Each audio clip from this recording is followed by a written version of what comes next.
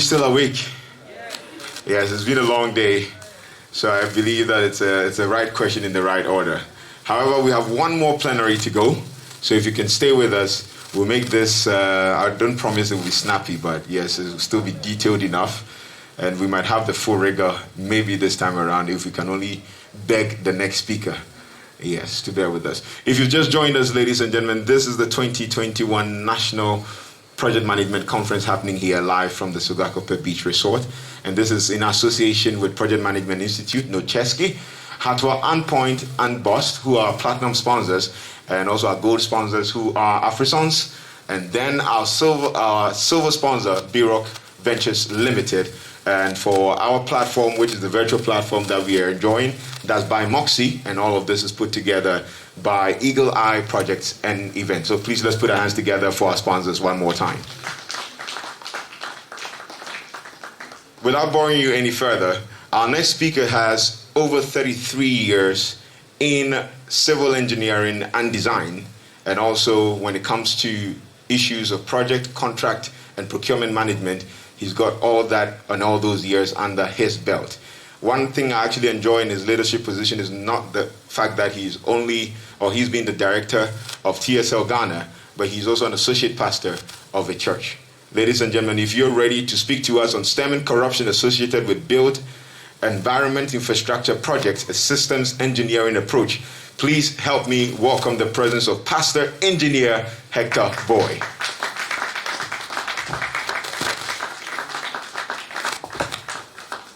So,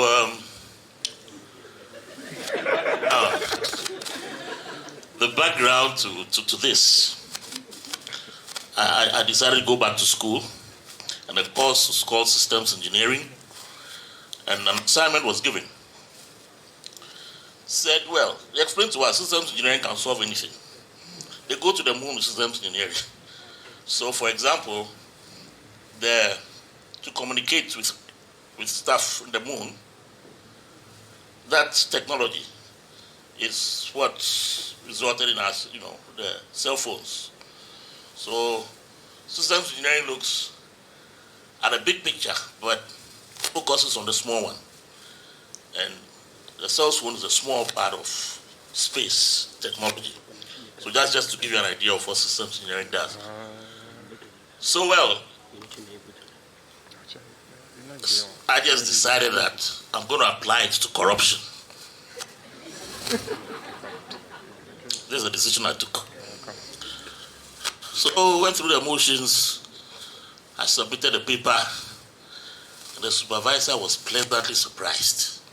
So wow. I said, well, he knows, like he said, he's taught us that systems engineering can solve any problem. Now, well,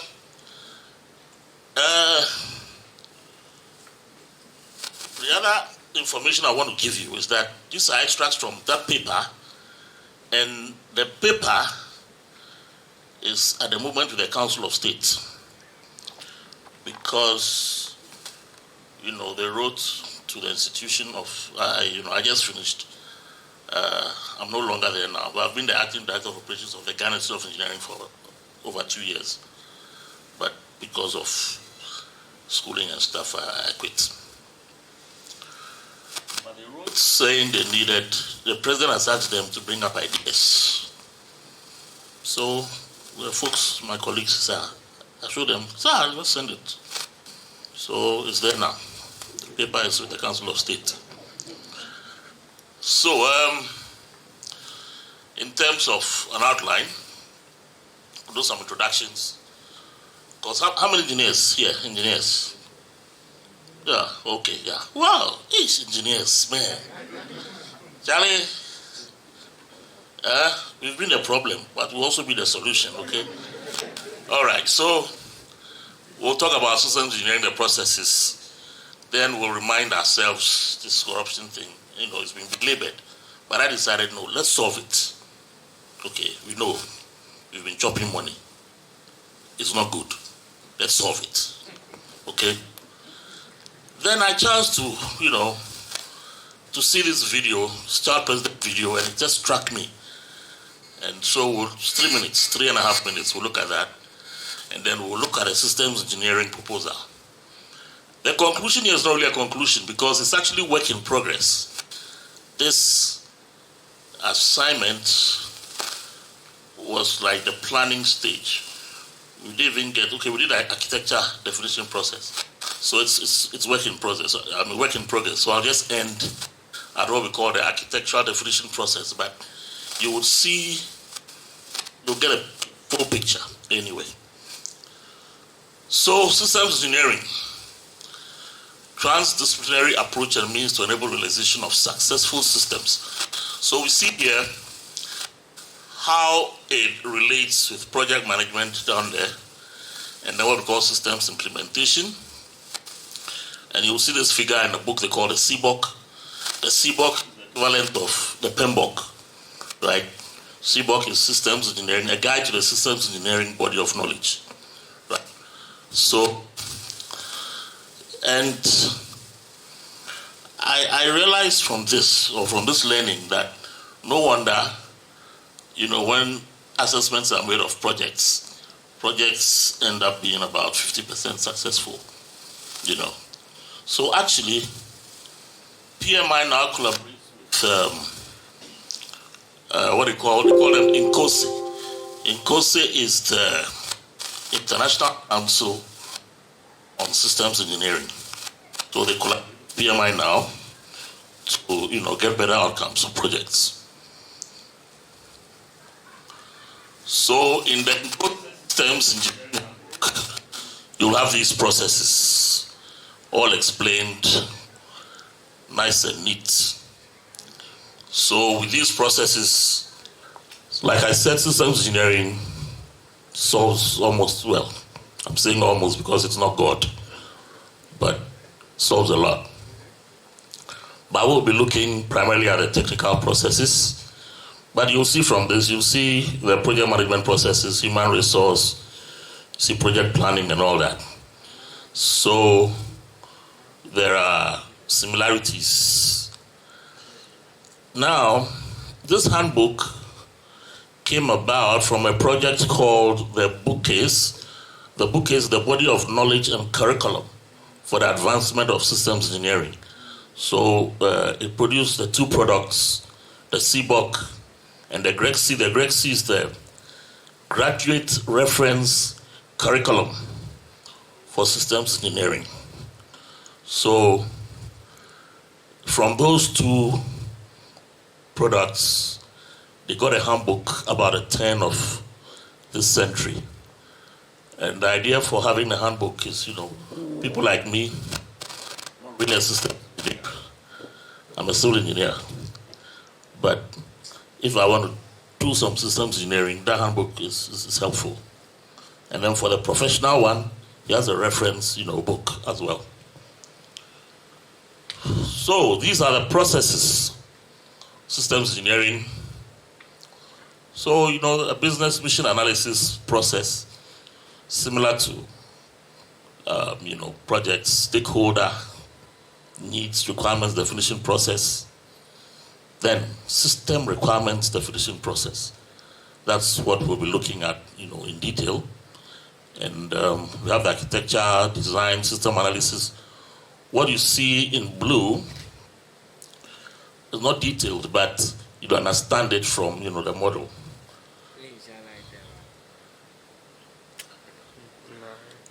Yeah, so cradle to grave. One important difference, between systems engineering and project management is that actually systems engineering is better compared with program management. Projects small. It's better compared to program management. But one big difference is that in systems engineering, you do your planning and processing, looking at the product from the beginning even to disposal. So I put the cradle to grave. Now I look at the vision of INCOSE, a better world, right?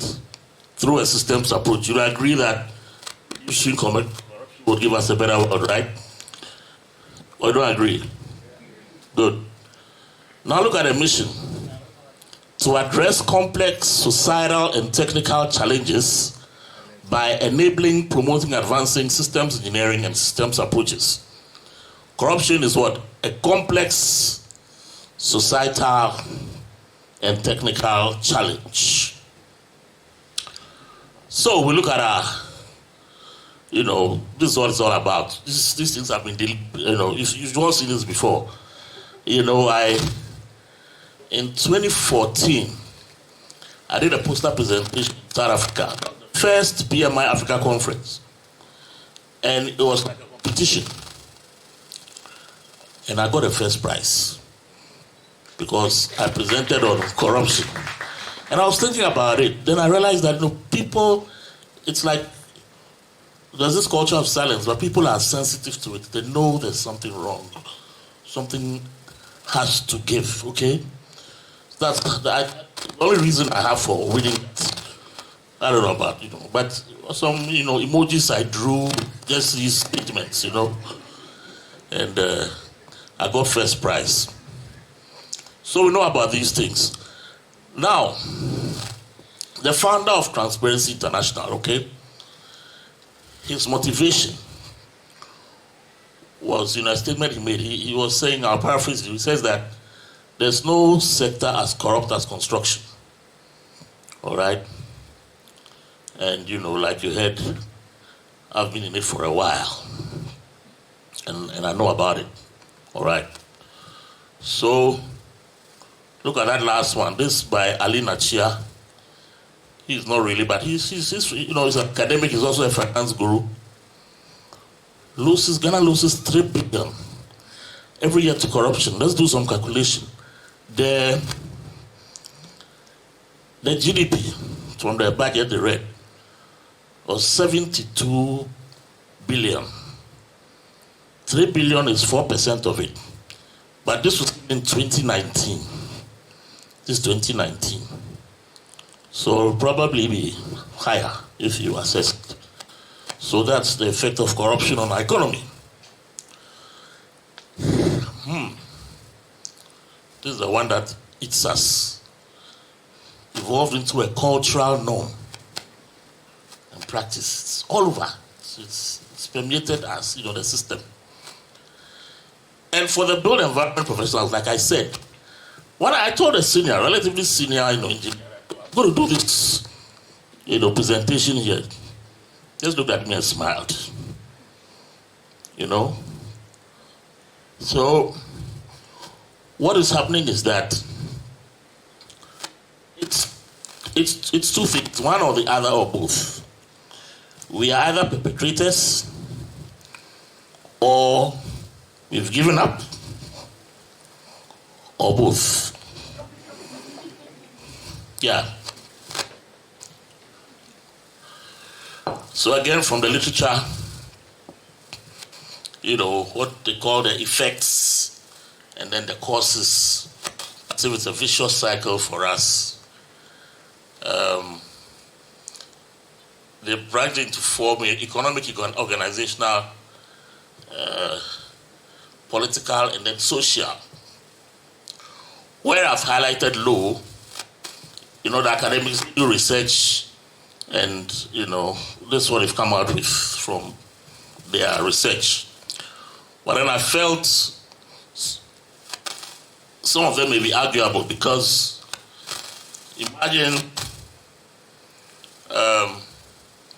like I saw this one, low qualification levels of education. Look at us, engineers. Well, our education is high, but perpetrators, right? So it's arguable, but actually that one is from the research is secondary school enrollment. They use secondary school enrollment. So what they do is correlation. They'll see that in countries where the secondary school enrollment is low, the corruption there is higher. So that's how they do the, like conclusions. Low proportion of women in power, similarly, where there are fewer women in power, small corruption in those countries, all right. But, these are arguable hypothesis, right? Yes. You know that Nigerian minister, see the money? So, a nice story about that last one there. Religious dissemination of the prosperity gospel. I'm also, I'm a minister, so I like saying this story. Because it's about myself. Prosperity message, serve God, you will be rich, you get money. It's a heresy. But I remember years ago, after hearing this message on and on and on, I started thinking, what is the sign of someone who is prosperous in this country? Then, car. Somebody in my mind is car. They asked, what car? And somebody said, oh, Benz. Okay. So I managed to buy a Benz. 2008. Yeah. Bought my Benz. And I gave it I compromised the number. It's still there. Some of you have seen it. The number is 61. Hey! Heresy. But well, sometimes students, peer pressure. The peer pressure is here. Social learning theory of acquired and sustained behavior. Right? That's where it's like, young guy, you've joined the organization, you are cool, but your colleagues, they are doing stuff and building their houses. Darling, I also need a house. Right? So, well, that's the problem. Okay, let's listen to this short video. I am here to suggest that corruption is not only practiced by politicians and businessmen, but it is also the culture of an ordinary Ghanaian. And so, it is time to take a radical approach towards the transformation of the Ghanaian person in order to deal with the problem. That is why I'm here. Not only to express my concern for the future of our Ghana, but for my generation. In fact, on behalf of all the children whom our elders claim to be the future leaders of this country, and also to make a few suggestions. It is important that all citizens understand that we cannot take this country to the next level until we make that deliberate decision to destroy all these corrupt and anti-progressive practices in our various fields of work. Society obviously saw glimpses of manifestation in these practices, but wouldn't do anything about it. Now, they've grown and become chiefs, bank workers, street vendors, farmers, teachers, doctors, businessmen and women, media practitioners, politicians, etc. I also dare to say that every successful corruption practitioner started his or her grooming process from somewhere. The home, church, mosque, community groups, social groups, institution, mentors, etc. So if we claim the government is corrupt, it is proof of how corrupt the citizens are. Facts, the leadership of the nation is a reflection of the people. What that means is that if you want to know how corrupt leadership is, just take a look at what the citizens are doing. That means take a look at yourself also. You are probably contributing to the destruction of Ghana. It is time to forfeit from every selfish interest and put Ghana solely at first. Now, are we without hope as a nation? 1,000 times no. We have hope, but we can't stand in the midst of hands and clear up the ones that have climbed us already. We need to step outside the ants colony, and then we can start dealing with the ones that have climbed onto us, and thereafter those around us. How then do we deal with corruption in this country? For me, the surest way to destroy corruption is to start teaching selflessness and patriotism to the young generation, those my age and below. Obviously the reason for the creation of the child president. This approach must first start from the home. then included in practical terms of curriculums of education, and finally through mentorship program. Ghana is already blessed. The land has done its part. It is left with the citizens to play their part as well. The day we all make our hearts and become that selfless, patriotic citizen the nation needs, when we least expect it, we'll see our Ghana becoming the paradise we all pray and look forward to. And God bless our home in Ghana. God bless our home in Ghana. Round of applause for the child president. Beautiful, beautiful, yes. So, when I put this slide, you'll see at number 10. I just added it after watching this. Because apparently there are major stakeholders, and even in my proposal, there are the major stakeholders. But some way, somehow, I didn't put them there. And like you heard,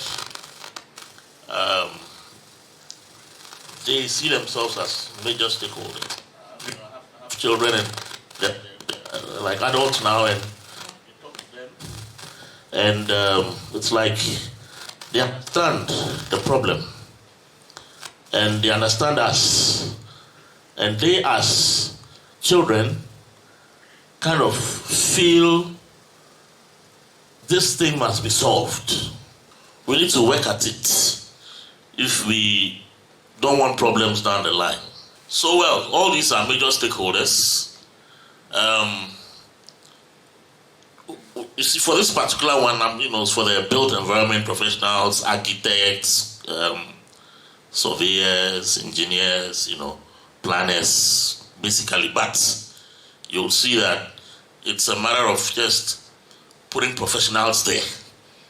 All of us as professionals. And, the proposal will still fly. So like I said, in these conferences, we talk about a problem, and then some of these solutions came up. And the ones you see in red basically are the ones I delve further with. And like the child president said, we need to reorient that generation. Last year, in a conference, another one, Ghana Infrastructure Conference, these came out, increase and overt deterrence. This culture of silence, we have to break it. We have to start talking about it. And then again, I put it in red because that's the sense of this proposal, a systems engineering approach.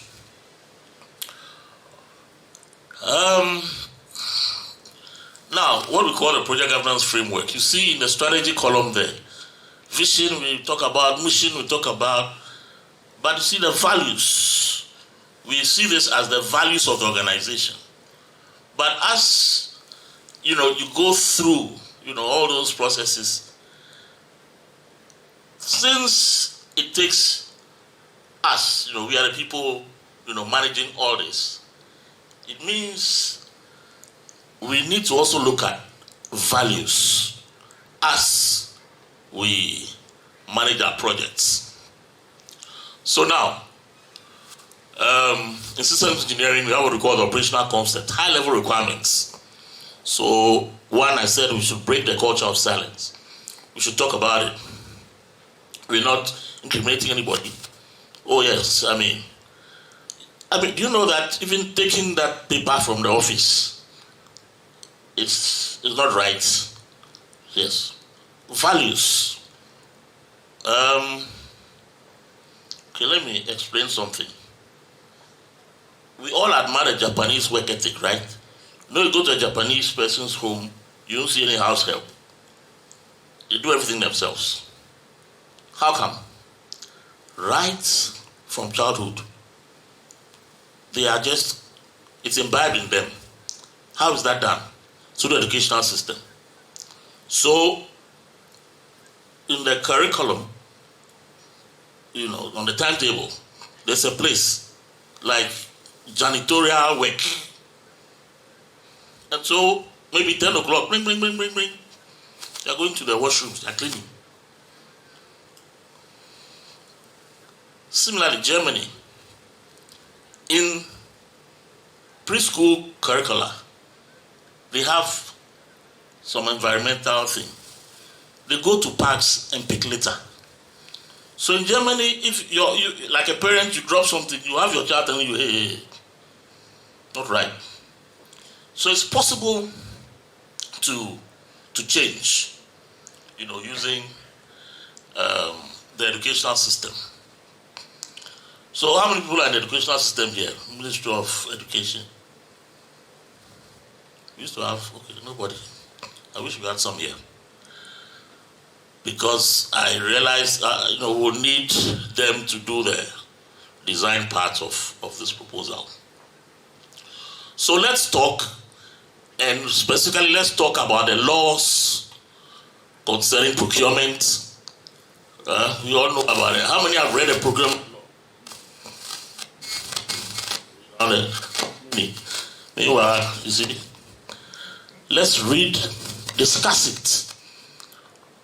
Let's talk about ethics and how these apply to procurement. Let's come out. It's a problem we know. We want to solve it. First thing, let's talk about it. Now, again, business institutions develop highlight codes of conduct banning corruption. We know those things are there, but somehow we're able to go around them. Not so. And then citizens should demand greater transparency from government, corporate sectors. Well, the fourth estate is not doing too badly. But again, the essence of this, socializing processes that should highlight ethics. Now, these are, for example, if you look on the left column, the basic imperatives you see there are the main or values in the PMI Code of Conduct. We have on the right extensions. And why I like this is it will now help in the what you call the pedagogy, the education folks. We're going to do some exercise now. Let me see here, any awares here? I'm half aware. Now tell me the aware for integrity. Well, it's funny, but it tells you the work these education folks have to do to be able to teach and imbibe into the children. So now let's go to, as for the tree, they are praising here. So tree, give me the tree for, I'm wondering, objectivity. Oh, if you know it, Sometimes it could be a phrase, though, not necessarily a word. That's the essence of it. It could be a phrase. Yes.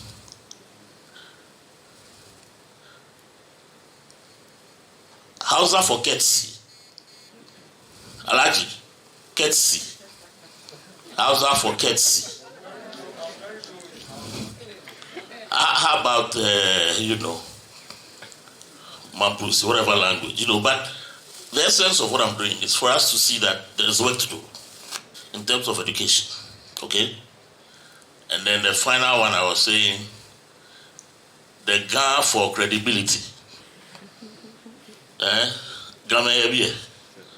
Mr. Ashiti, credibility.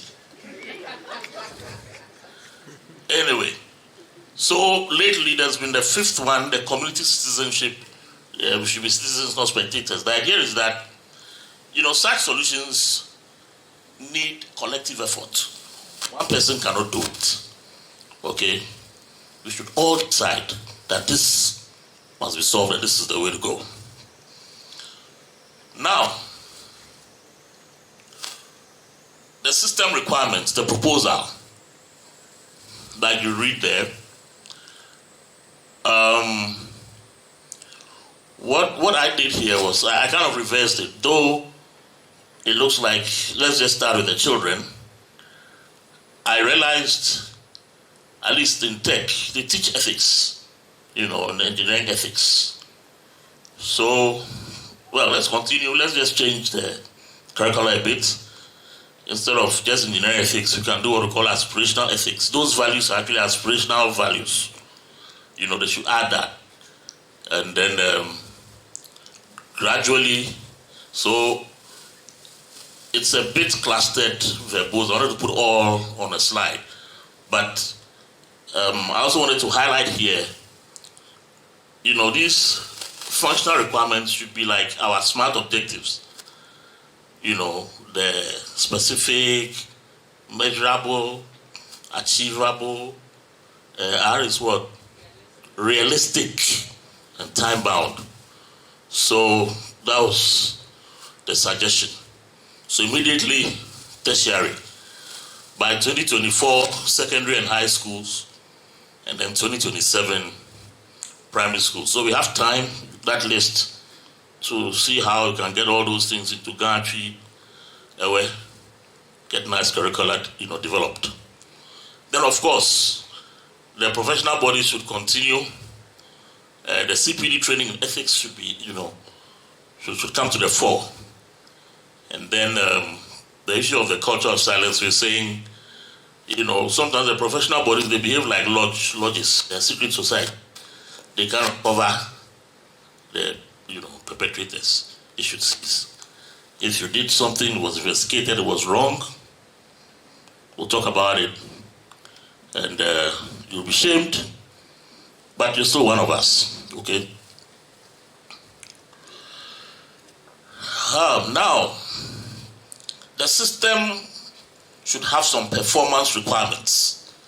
And I heard here, about having this database, but it was non-existent. So the professional bodies should produce databases, cost of infrastructure. I know the Public Procurement Authority strives something, go online, you see something, but it's not comprehensive enough. So the professional bodies should, pitch in and have these costs and publish them. And was it last year or the year before, I was part of what we call a performance audit, with the audit service. Yeah. And, it was bad. You could quickly see, that something's wrong. And, that kind of infrastructure, like, the Transmission International guy says, huge monies. And you could quickly see that something was wrong. Asphalt thickness supposed to be something, then it's, just about 75% of what it should be. Okay? So, this audit should continue. It's not published. Like we are saying, Attorney General, this is a problem with Ministry of Justice, Attorney General being the same. So it's something we have to look at. But the sanctioning should happen. Now, we should be able to measure how effective, the system works. So basically, measurement is done by research. Just as the research brought out a problem, is research that should, measure. Okay? And so we have these methods, the Perceived Corruption Index, the CPI, Corruption Perception Index, Transparency International, and then dealing with Construction Permits Index, World Bank. I'll explain that. And then the effectiveness of the proposed teaching and learning of ethics shall be monitored. Again, it will be, research, including tracer studies. And then you do major assessments 2024, 27, 2030. Yeah, I just wanted to explain. You see, sometimes when we say perceived, it's as if it's not real. It's not evidence-based. But the research shows they have indices they can monitor. And those is clear. So if you look at construction permits, the more complex the procedure, The longer the time, the higher the costs, the more the corruption. It's simple. So they're able to, so like I'm saying, for the others, when it comes to the finance folks, you could also do yours, the legal ones too. So this thing can be applied to all of us, all the professional bodies. So we are about, see, look at all the plenty words and all that. Simplified in a model. Nice.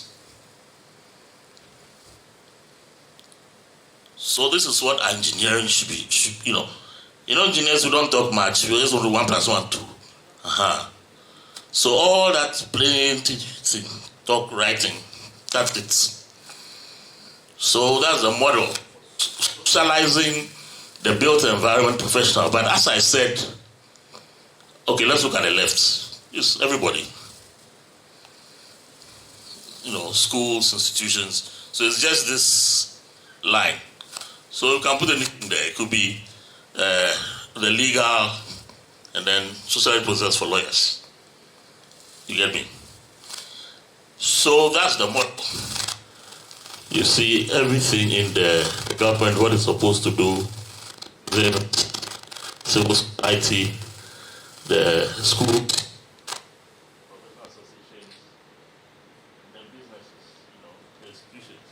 clear guidelines.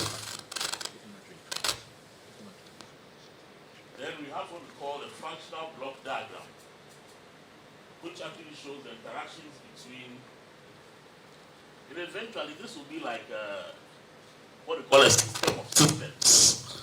A system of systems, which is supposed to be more complex, but the functional block diagram shows the interactions between what we call the elements of the system, or the subsystems,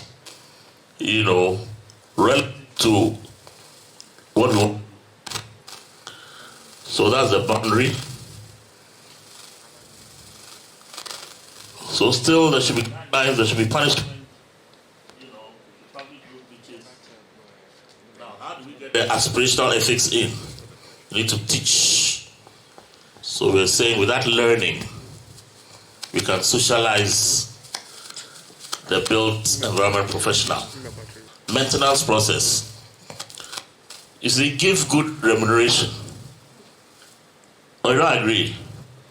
Yes. Because look at this engineer. He's receiving $24,000 a year. That's even on the high side, though. High side. 24,000. Hey, it's on the high side. Kafi, do you get that money? David. He's supposed to be supervising a $24 million project over a 1-year period. I mean, it will be tough if the contractor decides to be, unethical, to be tough for him. Somebody says everyone at the price. You see. So they should be paid well. And then I also had this idea. The insurance industry, we haven't looked at it properly in this country, but it can help a lot. It's just like Susu, but formalized. If we look at it properly, right from the school, if you put even 20 cedis a month down for every student, by the time they finish, there's some money. They don't have a job, but then they could be getting some handouts till they get a job, stuff like that. Okay, but we'll do this right through as professionals. You are a civil engineer, but I don't have work. You can get something small just to keep you to get a job. So the other thing about the functional block diagram, we see down the system indicators. The research and studies would give us an indication of how well the system is functioning. So that's about the end. Like I said, it's work in progress. But I wanted to end on this. Now it's looking more, systems, right?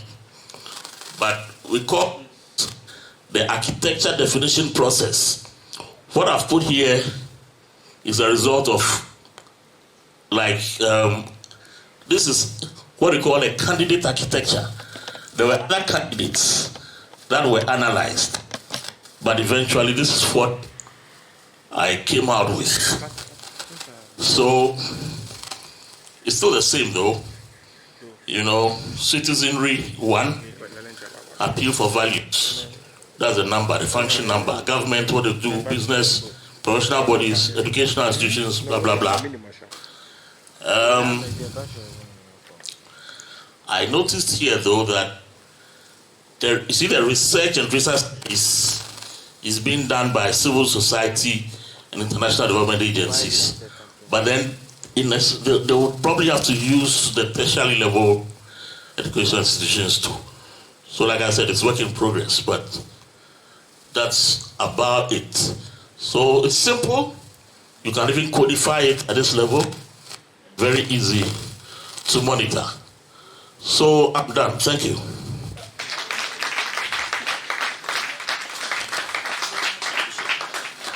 Engineer Boye deserves a round of applause, please.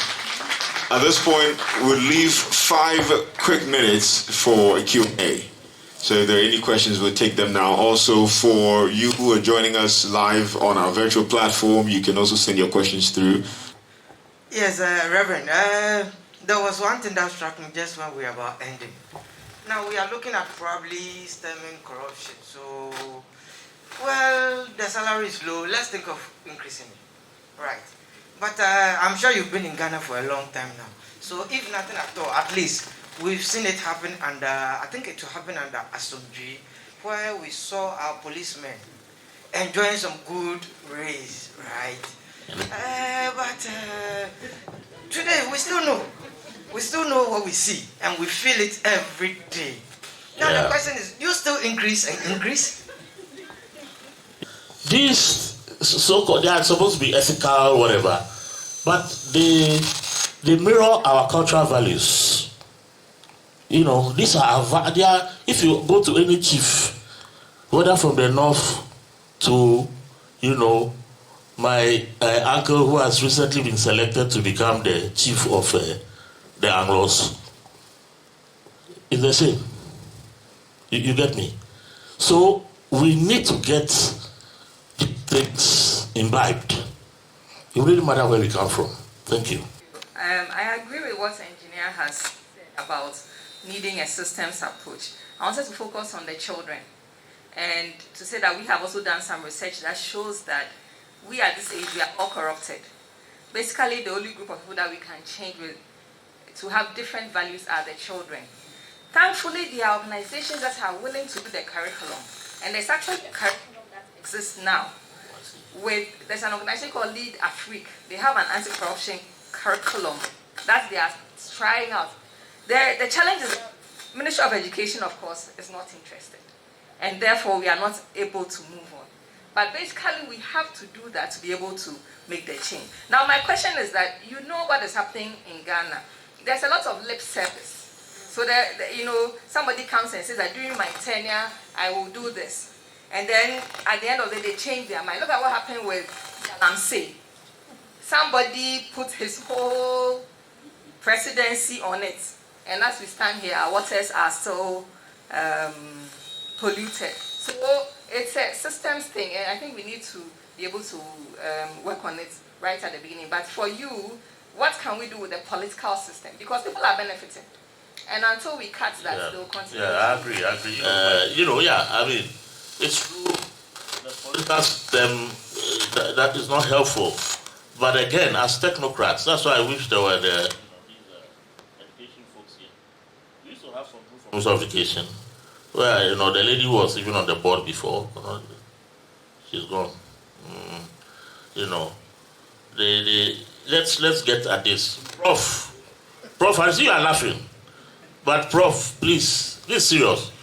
Let's see how we can design this curricula and market it. Tell the politicians that this is the way to go. Sometimes you hear phrases like looking at the bigger picture or for the greater good. So typical example, you have a project to execute that is going to help maybe a rural community or a cluster of communities. but you need to pay homage to some people in order to get that done. Yes, it is inappropriate, but it becomes like a necessary evil.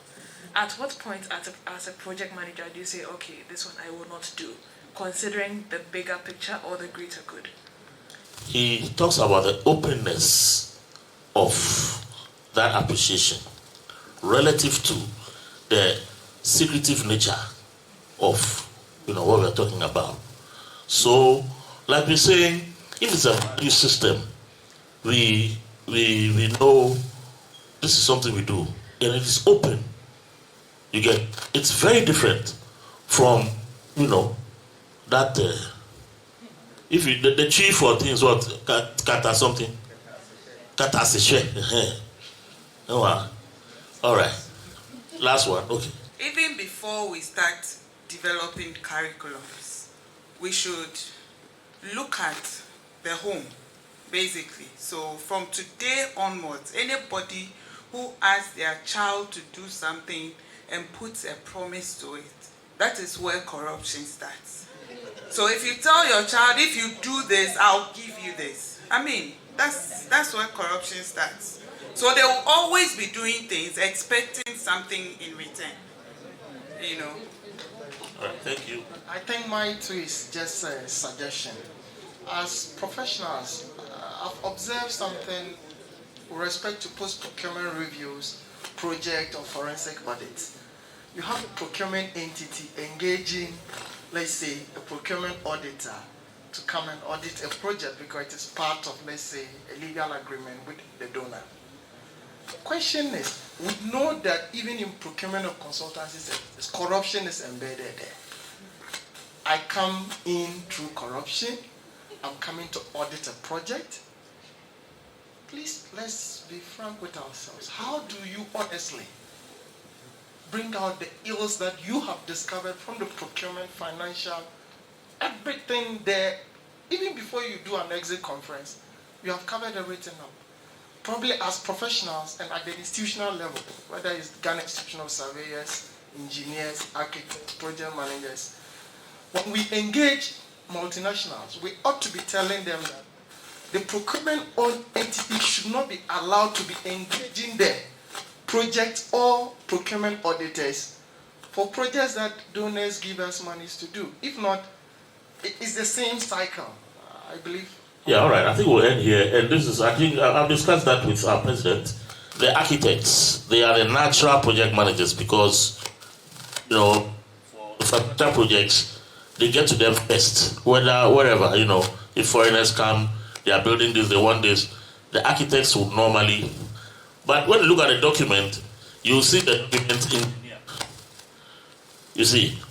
So, just to prevent that, engineers should be in charge, architects should be in charge, surveyors should be in charge. Should be what? Project manager. You get it? So if we can develop the profession in Ghana to that level where legally is the project manager in charge at the beginning, that problem solved. So on that note, thank you very much and God bless you.